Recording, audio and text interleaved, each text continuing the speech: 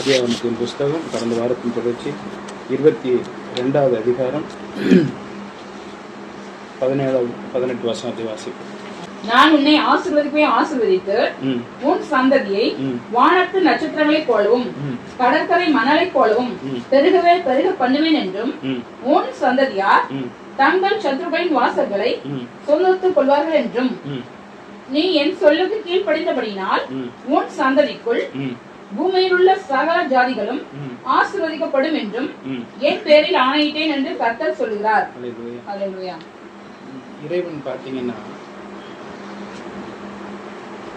யாரையும் சோதிக்க மாட்டாங்க.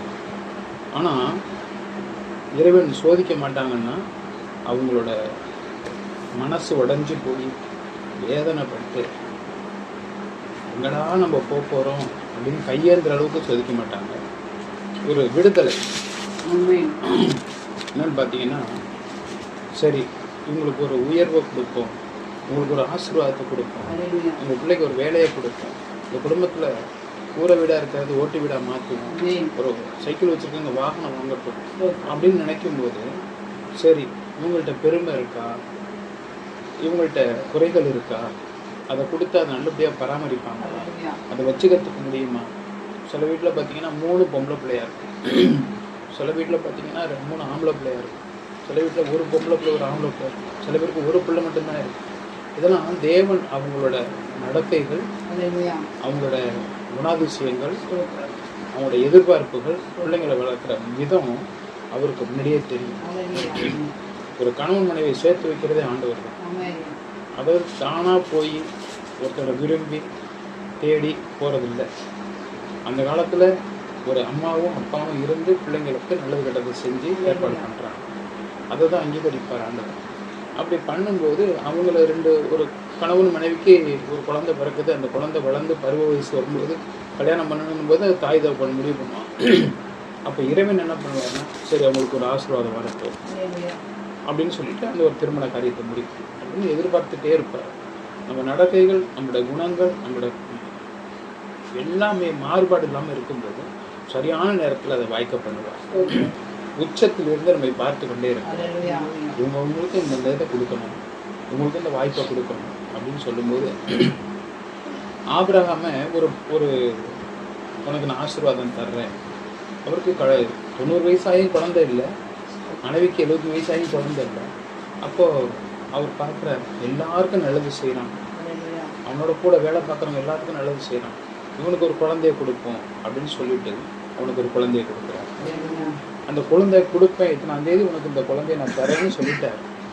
ஆனால் மனைவி என்ன சொல்கிறா, எனக்கு 75 வயசாகி எனக்கு குழந்தை பிறக்கணும், நீ எதுக்கு இந்த எண்ணத்தை வச்சிருக்கிற, உனக்கு 90 வயசாகிடுச்சு, இப்போ குழந்தை பிறக்கமா அப்படின்னு சொல்லும்போது ஆபிரகாம திட்டலை, சாராள் யாரை திட்டுறா? ஆண்டவரை பேசுகிறார். இறைவனை வாக்கு கொடுத்த இறைவன் உனக்கு ஒரு வார்த்தை செய்வன்னு சொன்னால் கண்டிப்பாக என்ன பண்ணுவார்? செய்வார்.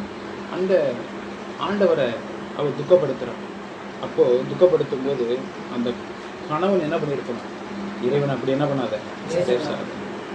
இறைவனை கிட்ட பேசியிருக்கிறாங்க, நம்மளுக்கு ஒரு நல்ல குழந்தை பெறும் அப்படின்னு அவன் சொல்லியிருக்கணும். அவன் சொல்லவே இல்லை, அதை பற்றி அவன் பேசவில்லை. அந்த இடத்துல இறைவனுடைய வார்த்தைக்கு நம்மளை உண்டாக்கி வஸ்திரத்தை கொடுத்து, துணிமணி ஆகாரத்தை கொடுத்து, வீட்டை கொடுத்து, சுவாசத்தை கொடுத்து, ஜீவனை கொடுத்து, இத்தனை வயசு வரைக்கும் நம்மளை வளர்த்த ஆண்டவருக்கு அவரோட வார்த்தை பின்னுக்கு போயிடுச்சு. இப்போ மனைவி பேச்சை என்ன பண்ணுறாரு? நீ வேற ஒரு பொண்ணை கல்யாணம் பண்ணிக்க, உனக்கு குழந்தை பிறக்கட்டும், எனக்கு குழந்தை இருக்காது சொன்னது, மனைவி சொன்னதை உடனே கேட்டு வேலைக்காரி என்ன பண்ணுறாரு? திருமணம் அப்படிங்கிறார். அப்போ தான் ஆண்டவருக்கு ஒரு வருத்தம் வருது. நம்ம அவங்க கூட தானே பேசணும், அவங்ககிட்ட தானே அந்த விஷயத்த சொன்னோம். அப்போ என்ன நம்பலையே, நான் உண்டாக்குன அந்த ஸ்திரியை நம்புகிறான், நான் சொன்ன வார்த்தையை அவன் நம்பலை. இப்போ நம்ம மேலே எவ்வளோ ஒரு பிரியமாக இருக்கிறோம். எப்பொழுதுமே யாரை பற்றி பிரியமாக இருக்கணும்? இறைவனிடத்தில் பிரியமாக இருக்கணும். இறைவனிடத்தில் நம்பிக்கை இருக்கணும். இறைவனிடத்தில் நம்பிக்கை இருந்துகிட்டே இருக்கணும். எல்லாமே நீங்கள் தான், எனக்கு வேறு யாருமே இல்லைன்னு சொல்லும்போது இறைவன் ஒருபோதும் கைவிட மாட்டான். அப்படி ஒரு நம்பிக்கையில் அவர் இல்லாமல், ஆனால் பயம் இருக்குது. ஆண்டவர்கிட்ட என்ன இருக்குது? பயம் இருக்குது. ஐயோ நம்ம இறைவன் சொல்லி கேட்காம நம்ம மனைவி சொல்ல வந்து வேலைக்காரியை கல்யாணம் பண்ணிட்டோமே, என்ன நடக்குமோ ஏது நடக்குமோ அப்படின்னு சொல்லும்போது அவளுக்கு ஒரு குழந்தை பிறக்குது. அவளுக்கு ஒரு குழந்தை பிறந்ததும் ஆபிரகாமுக்கு ஒன்றும் புரியலை. அப்போ நினைக்கிறான், சரி மனைவிக்கு தான் குழந்தை பிறக்காது போல இருக்கு அப்படின்னு நினைக்கிறாங்க. ஆனால் ஆபிரகாமுக்கு என்ன பண்ணிடுச்சு? ஆபிரகாமுக்கு குழந்தை பிறந்துருச்சு. யாரோட? வேலைக்காரியோட குழந்தை பிறந்துருச்சு. இதை கண்டு ஆச்சரியப்படத்தக்கதான் எல்லாருமே பயங்கரமாக ஆச்சரியப்படுறாங்க. என்ன நடக்கும்? இப்படி குழந்தை பிறந்திருக்குதே, இப்படி வேலைக்காரிக்கு குழந்தை பிறந்துருச்சு, இப்போ எஜமானிக்கு குழந்தை பிறக்கலையா? அவளுக்கு குழந்தை பிறக்காத ஒரு தேகத்தை ஆண்டவர் கொடுத்துட்டாரா அப்படின்னு எல்லாருமே ஒரு சர்ச்சைக்குள்ளார வீட்டுக்குள்ளேயே பேசிக்கிறாங்க. ஆபிரகாமுக்கு பயம் வந்துட்டு, ஆண்டவர் சொன்னதை கேட்கலையேன்னு. சரின்னு சொல்லி எந்த வருஷம் எத்தனாம் தேதி குழந்தை கொடுப்பேன்னு ஆண்டவர் சொன்னாரோ அந்த வருஷத்துல ஆபிரகாமுக்கு சொந்த மனைவிக்கு என்ன பண்றாரு? ஒரு குழந்தைய கொடுத்தாரு. இப்போ ஆண்டவர் சொன்னது உண்மையா, மனுஷன் நினைக்கிறது உண்மையா? ஆண்டவர் சொன்ன வார்த்தையை கரெக்டாக சொல்லிட்டாரு. உனக்கு நான் 10 வருஷம் ஒரு குழந்தைய கொடுப்பேனாரு, இத்தனை வருஷம் சொல்லலை, பொறுத்திருக்கிறானான்னு பார்க்குறாரு. நம்மளுக்கு இன்னைக்கு ஒரு வார்த்தை வருது. இப்போ நல்லா பாருங்க, அங்கே போயிருப்போம், ஒரு 5 வருஷமாக ஒரு பிரச்சனை இருக்கும், 3 வருஷமாக ஒரு பிரச்சனை இருக்கும், 10 மாதமாக ஒரு பிரச்சனை இருக்கும். அந்த கோயிலுக்கு போய் இந்த கோயிலுக்கு போய் அந்த ஜோசியத்துக்கு போய் அங்கே போய் எங்கேயும் நடக்காது. அப்போது இறைவன்ட்டு ஏசப்பாட்ட வந்தது என்ன பண்ணுவாங்க? நாளைக்கே நடக்கணும், ஏன் உடனே நடக்கலை, எதுக்கு உடனே நடக்கலை அப்படின்னு சொல்லி எல்லாருமே யோசிப்பாங்க. அந்த மாதிரி ஒரு காலகட்டத்துக்குள்ளார இவங்களுக்கு என்ன வந்துருச்சு? சாராளுக்கு சீக்கிரமாக என்ன பண்ணணும்? குழந்தை பிறக்கணும். இது பிறக்காதுன்னு சொன்னதும் வேலைக்காரிக்கு ஒரு குழந்தை பிறந்துருச்சு. அப்போ ஆண்டவருக்கு என்ன ஒரு துக்கம்? நம்ம சொன்னதை கேட்காம மனைவி பேச்சு கேட்டான், சரி ரைட்டு அப்படின்னு சொல்லி விட்டுட்டார். ஆனால் ஆண்டவர் சொன்ன அந்த வாக்கு அதே நாட்களில் அதே தேதியில் சாராளுக்கு என்ன பண்ணுது? ஒரு குழந்தை. குழந்தை பிறந்ததுக்கப்புறம் ஆண்டவர் சொல்கிறாரு, அவனுக்கு ஈசாக்குன்னு பேர் வைங்க. சரி, ஈசாக்குன்னு பேர் வச்சு வளர்த்துட்டே வர. வளர்ந்துட்டே வரும்போது சரி நம்ம சொன்னதை அவன் கேட்கல, இந்த குழந்தை நல்லபடியாக வளர்ந்து பின்னாடி என்ன பண்ணணும்? ஒரு பெரிய ஆசீர்வாதத்துக்கு வரணும், எல்லாருக்கும் முன்மாதிரியாக இருக்கணும். அப்போ இன்னொரு அவனுக்கு ஒரு சோதனை என்ன பண்ணுவான்? கொடுக்கும். அப்போ தான் சோதிக்கிறார் ஆண்டவர். நம்ம ஆரம்பத்தில் சோதிக்கவே மாட்டார், யாரையும் சோதிக்கிற தெய்வத்துக்கு அந்த ஒரு எண்ணமே கிடையாது. நம்ம ஆண்டவரோட வார்த்தை என்னைக்கு பின்னுக்கு தள்ளுறோமோ, ஆண்டவரோட வார்த்தை என்னைக்கு கேட்காம நம்ம போகிறோமோ, அப்போ என்ன பண்ணுவார்? நல்லவனாக இருக்கிறான், ஆனால் இப்படி கொஞ்சம் பின்மாறி போயிட்டான், இவ்வளோ நல்லவனாக இருக்கிறான், இப்படி நம்ம வார்த்தையை தள்ளிட்டானேன்னு சொல்லிட்டு அந்த ஆசீர்வாதத்தை கொடுத்துருவாரு. ஆனால் ஒரு சோதனை என்ன பண்ணுவார்? வைப்பார். அந்த சோதனையில் நம்ம ஜெயிக்கணும். இப்போனாச்சும் நம்ம வார்த்தையை பின்னுக்கு தள்ளுறானா இல்லை அதுபடி நடக்கிறான் அப்படின்னு சொல்லிட்டு, இந்த பிள்ளைக்கு 12 வயசு வரும்போது உன் பிள்ளைய கொண்டு வந்து என்ன பண்ணிடு? மலையில் வச்சு எனக்கு வெட்டி கொண்டுடு அப்படின்னது இவர். நம்மளுக்கு எப்படி இருக்கும்? அந்த இடத்துல மனைவி சொன்னதை கேட்டதுனால ஆண்டவர் சொல்கிறாரா, நம்மளுக்கு ஒரு குழந்தை பிறந்துருச்சு, இதை வெட்டலாமா வெட்ட வேணாமா? இல்லை இறைவன்கிட்ட போய் நம்ம அதை பற்றி பேசுவோமா?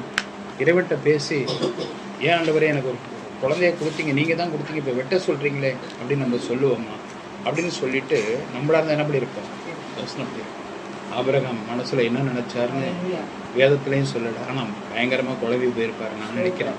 இந்த சொன்ன தேதியில் பையனை அழைச்சிட்டு மனைவிட்ட சொல்லாமல் 2-3 வேலைக்காரங்களை அழைச்சிக்கிட்டு கழுதையில் பையனை ஏற்றிக்கிட்டு நேராக போய் எல்லாரையும் கீழே நிற்க சொல்லிட்டு பையனை மட்டும் மலையில் அழைச்சிட்டு போயிட்டார். அழைச்சிட்டு போனதுக்கப்புறம் இறைவன் பார்த்துட்டே இருக்கார், நம்மளையும் இன்னைக்கு பார்த்துட்டே இருக்கார். சொன்னதை கேட்குறானா? சொன்னதை கேட்கல, ஆனால் ரொம்ப நல்லவன். இவன் சொன்னதை கேட்கல, ஆனால் இவன் ரொம்ப நல்லவன். இவளுக்கு நம்ம பிள்ளைகளை கொடுத்துருக்கோம். ஒரு சின்ன சோதனை வைப்போம், அந்த சோதனையை சகிக்கிற மனிதன் பாக்கியவான். அந்த சோதனையை அவன் சகிச்சுட்டானா இவனுக்கு அதுக்கப்புறம் நம்ம ஆசீர்வாதத்தை குறைக்கவே கூடாது அப்படின்னு சொல்லிட்டு ஆண்டவர் உடனே என்ன செய்கிறாரு? கர்த்தருக்கு ஸ்தோத்திரம், இவனுக்கு ஒரு சோதனை வச்சு பிள்ளையை வந்து வெட்டி கொண்டுடு. மலையில் கொண்டு போய் இவருக்கு மனசில் ஒரு துக்கம். சரி, தான் நம்ம என்ன பண்ணிட்டோம்? ஆண்டவர் பேச்சை கேட்டிருந்தாக்க வேலைக்காரியை கல்யாணம் பண்ணியிருக்க வேணாம், இந்த பிள்ளையை நம்மளுக்கு நல்லா இருந்திருக்கும். இன்னைக்கு அதனால இறைவன் சோதிக்கிறாருன்னு ஒரு பயந்துக்கிட்டே அருவாள் எடுத்து ஓங்கும்போது ஆண்டவர் என்ன சொல்கிறாரு? அவனை வெட்டாத, அவனை வெட்டாத, நான் அவனுக்கு ஒரு சோதனைக்காண்டி தான் செஞ்சேன்னு சொல்லிட்டு அவனை மன்னிக்கிறார். மன்னிச்சதுக்கு அப்புறமேட்டுக்கு அவனை அழைச்சிக்கிட்டு வீடு திரும்புகிறார். மனைவி கேட்குறாங்க, எங்கே கொண்டு போனீங்க? சும்மா நம்ம ஒரு இடத்துக்கு போயிட்டு. அந்த பையன் கேட்குறான், அப்பா என்னை ஏன்ப்பா கை காலெல்லாம் கட்டுறீங்க? பேசாமல் படுத்திருப்பா. கை காலை கட்டினதுக்கப்புறம் வெட்டும் போது தான் தெரியும், ஏன்ப்பா என்னை வெட்ட போகிறீங்க? இறைவன் சொல்லிட்டார். அவனுக்கு ஒன்றுமே புரியல. மறுபடியும் கை காலை அவுத்து இறைவன் உன்னை வெட்ட வேணான்னு சொல்லிட்டாரு அப்படி சொல்லி வீட்டுக்கு கூப்பிட்டு வராரு.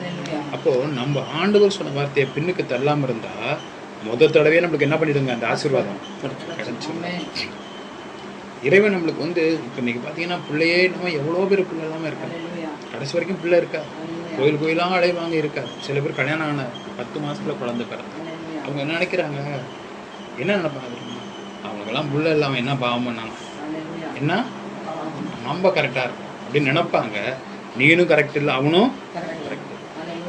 உலகத்தை படைச்ச ஆண்டவனை தவிர யாருமே உண்மையானவங்க இல்லை.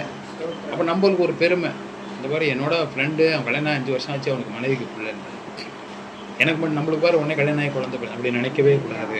இறைவன் பார்வையில் எல்லாருமே ஒன்று தான். அவர் கொடுக்கணும், குழந்தையாக இருந்தாலும், வாகனமாக இருந்தாலும், ஆகாரமாக இருந்தாலும், சாப்பாடாக இருந்தாலும், வீடாக இருந்தாலும், ஜீவன் ஆயுஷாக இருந்தாலும் அவர் தான் கொடுக்கணும். அப்படி ஒரு குழந்தை பிறந்துச்சு. அப்போ அவர் அந்த வார்த்தையை கேட்டதுனால ஆண்டவர் சொல்றாரு, உன்னோட சந்ததி எல்லாத்தையும் என்ன பண்ணுவேன், ஆசீர்வதிப்பேன். ஆபிரகாமே என் வார்த்தைக்கு என்ன பண்ணிட்டேன், அப்படியே கீழ்ப்படிஞ்சேன். இந்த கீழ்ப்படிஞ்சதுனால அவன் குடும்பத்தை நம்மளுக்கு என்ன பண்ண மாட்டேன், யாருக்கும் அல்பாயுசு சாக மாட்டாங்க, எல்லாருக்கும் தீர்க்காயுசை கொடுப்பேன் அப்படின்னு சொல்லிட்டு ஆபிரகாமுக்கு 175 வயசு ஆயுசை கொடுத்த ஆண்டவர் அவர் வார்த்தை கிட்ட நம்ம பிள்ளைக்கு 180 வயசு என்ன பண்றாரு, ஆயுசை கொடுக்குறாரு. மனைவிக்கு 127 வயசுல சாகுறாங்க. ஆபிரகாம் வார்த்தை கேட்டது மனைவி தான் கெடுத்தாங்க. நல்லா கவனிக்கணும், மனைவி தான் புருஷன் என்ன பண்றாங்க, கெடுத்து விட்டாங்க. அதனால சாராள 127 வயசுல ஆண்டவர் கொண்டு போட்டார். நான் ஆபிரகாமுக்கு 175 வயசை கொடுத்தேன். அவர் சொல்லுக்கு கீழ்ப்படிந்ததுனால அவர் பெத்த பிள்ளைக்கு 180 வயசு ஆயுசை கொடுத்தார். அதே சமயத்துல தாவீது ஆண்டவரோட வார்த்தையை கேட்காம தவறு பண்ணதுனால பிள்ளைக்கு எத்தனை வயசு ஆயிடுச்சுங்க, 57 வயசுல பிள்ளை என்ன பண்ணிடுச்சு, இறந்து போச்சு. ஆனா பிள்ளை இறந்த துக்கத்தோடயே அவர் 120 வயசு வரைக்கும் என்ன பண்ணாரு, 130 140 வயசு வரைக்கும் வயசு குறிப்பிடப்படல, நரவயது முதிர் வயது வரைக்கும் அவர் வாழும்போது நான் நம்ம பிள்ளை போயிட்டானே, நம்ம பிள்ளை சீக்கிரமா போயிட்டானே, அந்த வேதனையை நம்ம அனுபவிக்க கூடாதுன்னா கர்த்தருக்கு எப்படி இருக்கணும், கீழ்ப்படியணும். என்ன வார்த்தை வருதோ அதை நம்ம மீறியும் செய்யக்கூடாது, மாற்றமாகவும் செய்யக்கூடாது. ஆதியாகமத்தின் புஸ்தகம் 39வது அதிகாரம் 51வது பக்கம் 39வது அதிகாரம் 9வது வசனம். இந்த வீட்டிலே என்னிலும் பெரியவன் இல்லை, நீ அவருடைய மனைவியா இருக்கிறபடியால் உன்னை தவிர வேறொன்றையும் அவர் எனக்கு விலக்கி வைக்கவில்லை. இப்படி இருக்க நான் இத்தனை பெரிய பொல்லாங்குக்கு உடன்பட்டு தேவனுக்கு விரோதமாய் பாவம் செய்வது எப்படி என்றான். இப்போ ஆபிரகாமோட பிள்ளை ஈசாக்கு, அவனுக்கு 2 பிள்ளைங்க பிறக்குது.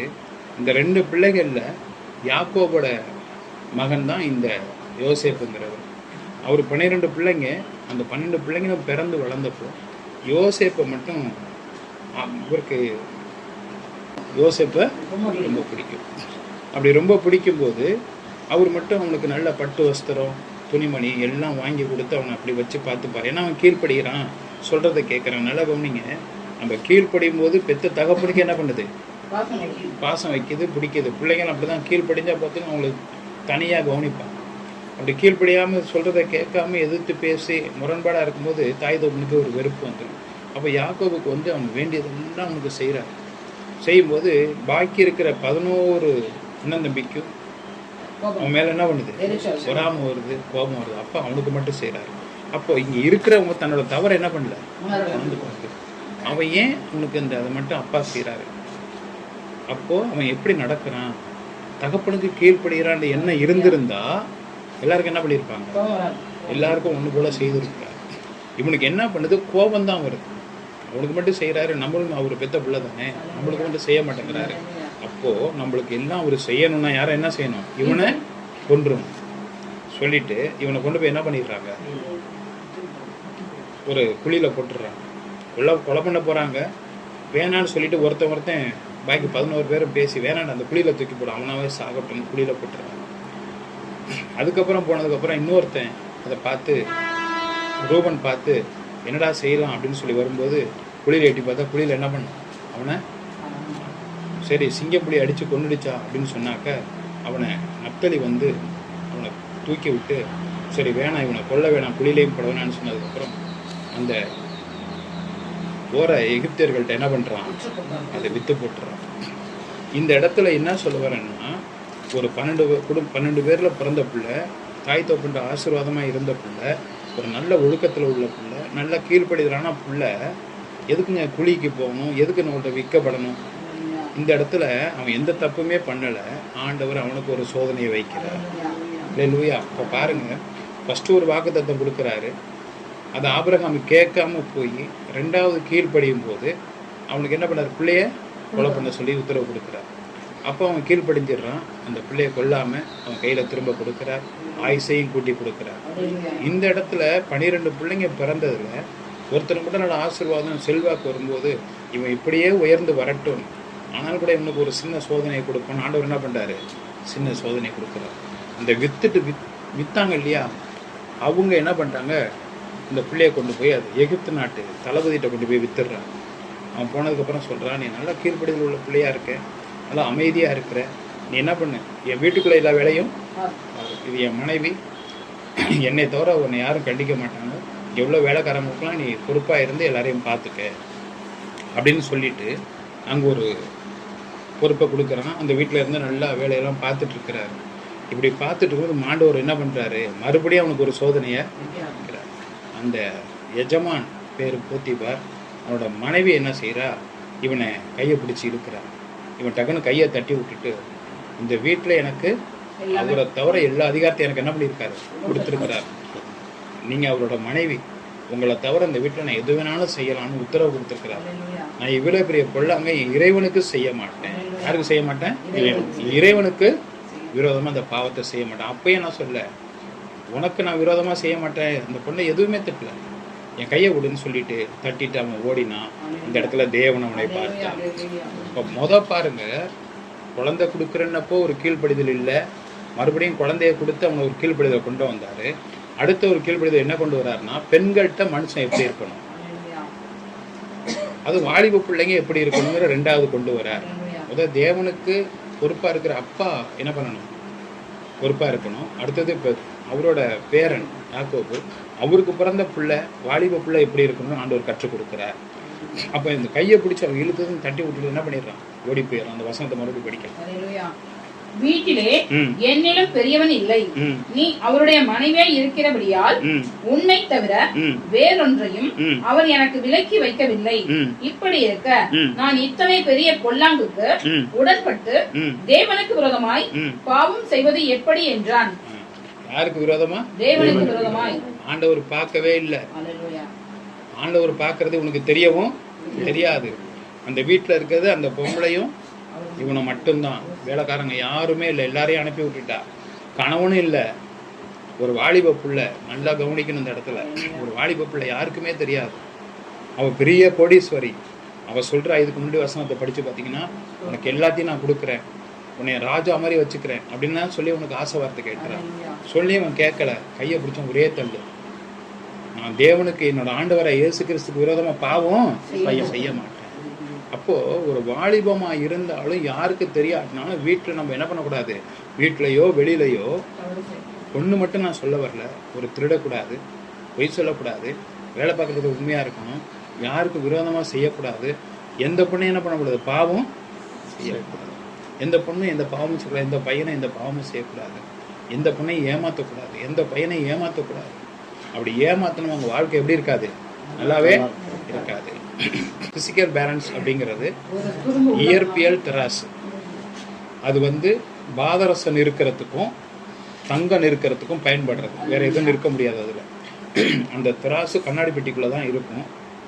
அந்த திராசை நீங்கள் இப்படி வெளியில் வச்சிட்டிங்கன்னா காற்று ஆடினா கூட என்ன பண்ணிவிடும்? அசைக்கும். அதுக்காண்டி கண்ணாடி பெட்டிக்குள்ளே வச்சுருப்பாங்க. தங்கத்தை கூட பார்த்தீங்கன்னா ஒரு டோரை திறந்து தங்கத்தை போட்டு டக்குன்னு மூடிக்குவோம். ஏன்னா காற்று பட்டு அது கூட குறைச்ச காற்று பாதரசம் நிறுத்துறது. அதுபோல் ஆண்டவர் தராசு அப்படி பிடிச்சிருப்பார். யாராக இருந்தாலும் நியாயம்னா நியாயம்தான். நீ யாராக வேணா இருந்துட்டு போ. காலம்பரம் 5 மணிலேருந்து 8 மணி வரைக்கும் ஜெபம் பண்ணுறேன், நைட்டு 12 மணிக்கு ஜெபம் பண்ணுறேன், மத்தியானம் ஜெபம் பண்ணுறேன், சாயங்காலம் ஜெபம் பண்ணுறேன், நீ என்ன வேணாலும் பண்ணு. ஆனால் நடத்தையில் எப்படி இருக்கணும்? ஒழுங்கா இருக்கும். குடும்பத்தை நடத்துறதுல நீ ஒழுங்கா இருக்கும். எல்லாத்துலேயும் நீ பரிசுத்தமாக இருக்கும்.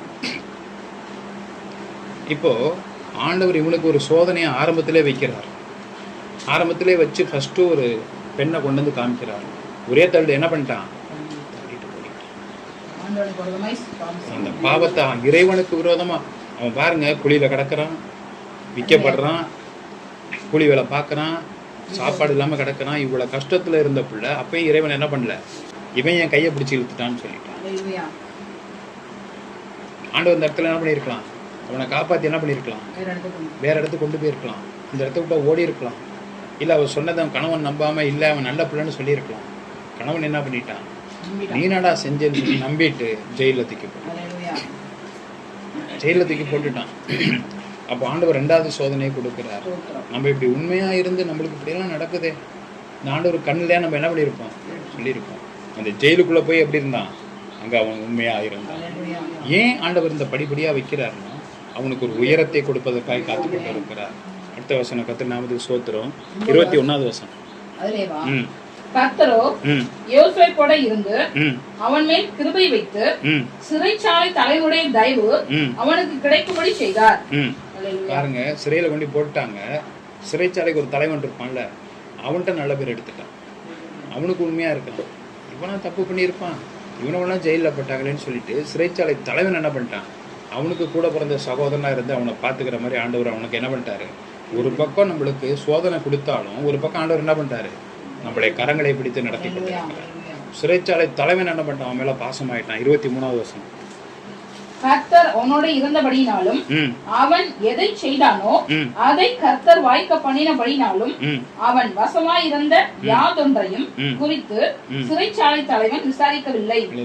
இந்த சிறைச்சாலை தலைவனுக்கு அப்புறம் இவன் எடுக்கிறதா முடியும். அங்க 6000 பேர் இருக்கிறாங்க. 6000 பேருக்கு அடுத்த தலைவனா யார் இருக்கா, இவன் தான். எங்க போனாலும் இவனை தலைவனாய் தேவன் உயர்த்துறாரு. ஒரு சோதனை என்ன பண்றாரு, அந்த தலைமை பொறுப்புக்கு நீ சரியா இருக்கிறியா. முதல் பெண்கள் இருக்கிற கூட்டத்தில் உன்னை கொண்டு போய் விட்டா ஒரு தலைமை பொறுப்புக்கு வந்துட்டோம். இன்னைக்கு நம்ம பெரிய ஆள் ஆகிட்டோம். பெரிய ஆள் நம்ம சொல்றதை எல்லாரும் கேட்டுதான். ஒரு ராஜாவை ஆயிட்டாருனாக்கா, டேய் உன் மகளை கொண்டாந்து விடுன்னு என்ன பண்ணிடணும், விட்டுறணும். உன் பையனை வெட்டுன்னா வெட்டிடணும். நாளைக்கு உன் மனைவியை கொண்டாந்து விடு, நான் கல்யாணம் பண்ணிக்கினா கொண்டாந்து விட்டுறணும். அப்போ அந்த மாதிரி உண்மையா இருப்பான் தான் முதல் பெண்கள்கிட்ட என்ன பண்ணாரு, படிக்க வச்சார். அந்த இடத்துல தப்பிச்சு வந்தான். அடுத்து என்ன, சிறைச்சாலையில் கொண்டு போடும்போது சிறைச்சாலையில் இருக்கவங்கள ஏற்றத்தாழ்வோட அங்கே உள்ளவங்களை பார்க்குறாங்க. ஒருத்தருக்கு நல்லது செஞ்சு ஒருத்தன் கெட்டது செய்கிறான்னா சிறைச்சாலையில் அவன் எப்படி இருக்கிறான்னு அடுத்தது பார்த்தாரு. சிறைச்சாலைக்கே தலைவராக என்ன பண்ணிட்டான், உயர்த்தப்பட்டான்.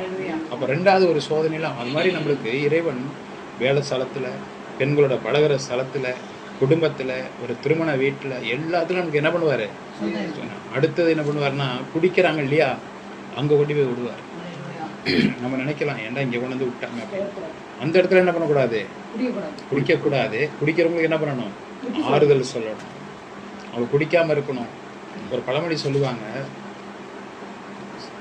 கோயிலில் இருக்கிற ஐயர் குடிக்காமல் இருக்கிறது பெரிய விஷயமே இல்லை, சாராய கடையில் இருக்கான் பாருங்க அவன் குடிக்காமல் இருக்கான்.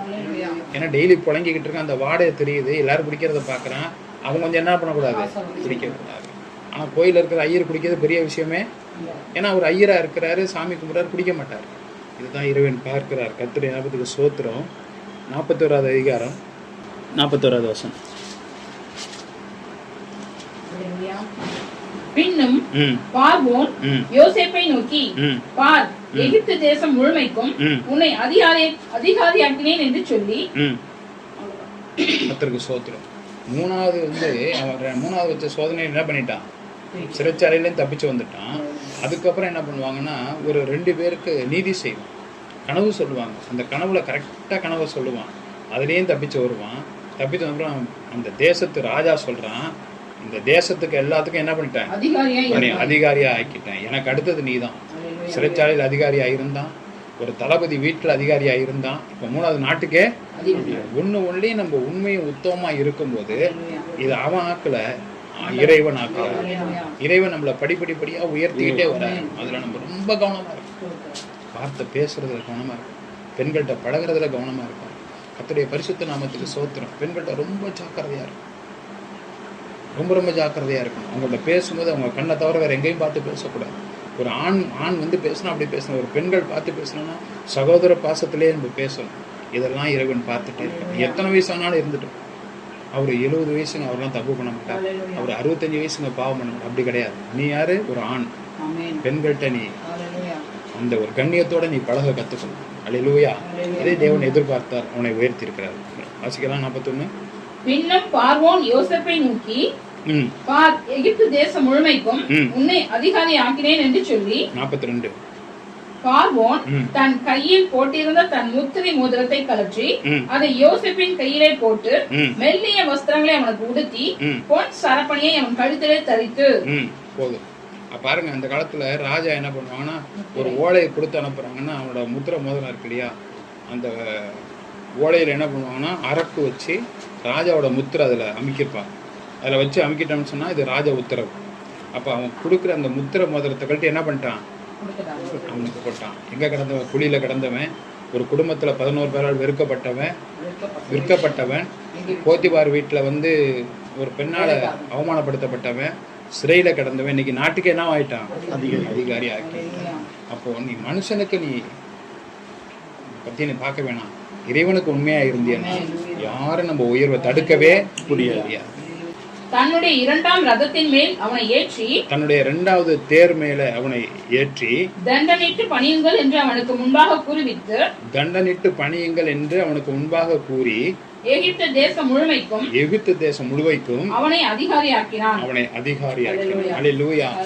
ஆண்டவர் படிச்சானான்னு பார்த்தாரா, அழகா இருக்கானான்னு பார்த்தாரா, எதுவுமே பார்க்கல. அவன்கிட்ட என்ன உள்ளம் எப்படி இருக்கு, அவன்கிட்ட எப்படி கீழ்ப்படிதல் இருக்கு. அவன் ராஜா என்ன பண்ணிட்டான், அவன் போற தேர்ல ஏற்றி, அந்த 7 குதிரை பூட்டின தேர்ல அவனை ஏற்றி அவனை அனுப்பி விட்டு, இந்த உலகத்துல இருக்க இந்த எல்லாரும் இந்த நாட்டில் என்ன பண்ணணும், எனக்கு என்ன மரியாதை கொடுக்குறீங்களோ அந்த மரியாதை அவனுக்கும் கொடுக்கணும்னு சொல்லி ரதத்துல ஏற்றி அவனை ஆண்டவர் உயர்த்தி ஆசீர்வதித்தார். கரங்களை தட்டி கர்த்தரை மகிமைப்படுத்துங்கள். பாக்கி அடுத்த வாரம் தொடரும். 10வது ஸ்தோத்திரம். இந்த அனைவரோடு முடிவு பெறுந்தும் சதா காலங்களில் உங்களிடம் இருப்பாராக என்று எல்லாரோட இயேசுவின் நாமத்தில் உங்களை ஆசீர்வதிக்கிறேன்.